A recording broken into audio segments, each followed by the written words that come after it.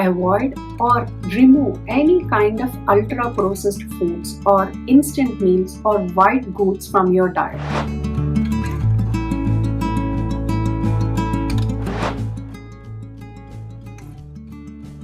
Diabetes is a lifelong condition where there are high levels of glucose in your blood. Diabetes is estimated to affect around 415 million people across the globe. Diabetes is a very common condition that I see in my practice as well.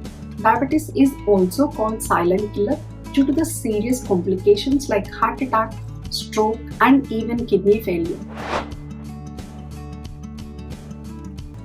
Frequent urination, frequent hunger, frequent thirst. These are the three common symptoms.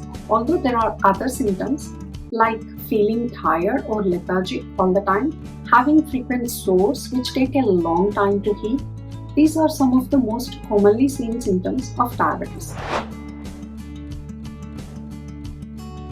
There are three common types of diabetes. The number one is called type 1 diabetes. In this type of diabetes, a person's body or pancreas is unable to produce the insulin. Due to this, the person who has this type diabetes has to take or is required to take artificial insulin throughout their life, and this is considered as one of the most difficult type of diabetes. Type 2 diabetes, also very commonly seen type of diabetes. In this case, a person's body is able to produce the insulin, but the cells are unable to utilize it properly due to a phenomenon called insulin resistance. The third type of diabetes is called gestational diabetes.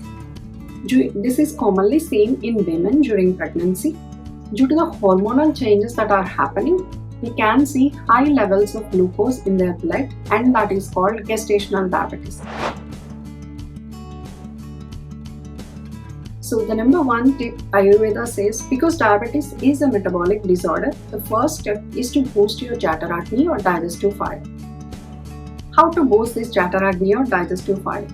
So sipping warm water is a very simple practice, but sipping this throughout the day can help us to boost our Jataragni. Warm water, due to its hot or warm quality, improves the digestive fire, can cleanse these minute channels or srotases in our body and get rid of any kind of stuck toxins that are inside these channels. And then practicing Surya Namaskaras every day on empty stomach at least 3 times or 4 times a week are extremely beneficial to boost our Jataragni as well. The third one is to sit in Vajrasana after eating food for 10 minutes can help to facilitate a good digestion and to remove any vata which is inside our colon and helps us to have a proper bowel movement as well. These are the few practices that can help to boost our Jataragni. The second thing is to avoid or remove any kind of ultra processed foods or instant meals or white goods from your diet. These are the common type of foods which can cause inflammation inside our gut and can impair our metabolism. So remove and replace all the white goods like white rice, white pasta, and then white flour with wholemeal, brown bread and brown rice.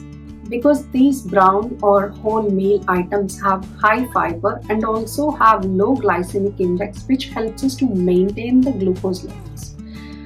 And it also helps to heal the inflammation inside our gut as well.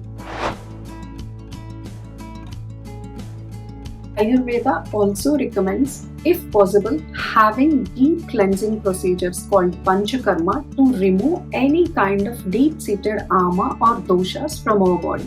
This helps to ensure that your metabolism and as well as any kind of impaired functioning in your body is restored. These Panchakarma procedures are extremely beneficial and has to be done under the supervision of a practitioner or a Ayurvedic doctor only.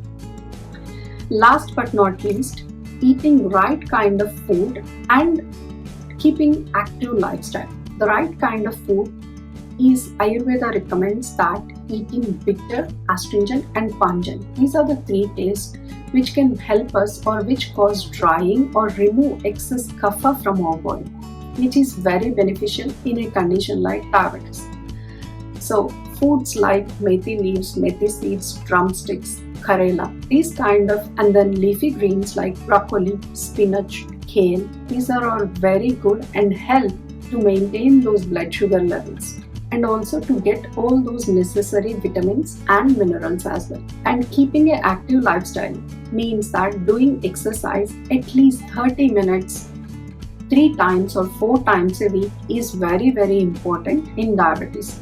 To prevent any kind of complications like obesity or heart disease, it's important that a person with diabetes keep themselves active. Brisk walking or walking is found to be very beneficial form of exercise in the same regard. So these are all some of the practices, Ayurvedic practices and tips that you can incorporate to manage diabetes.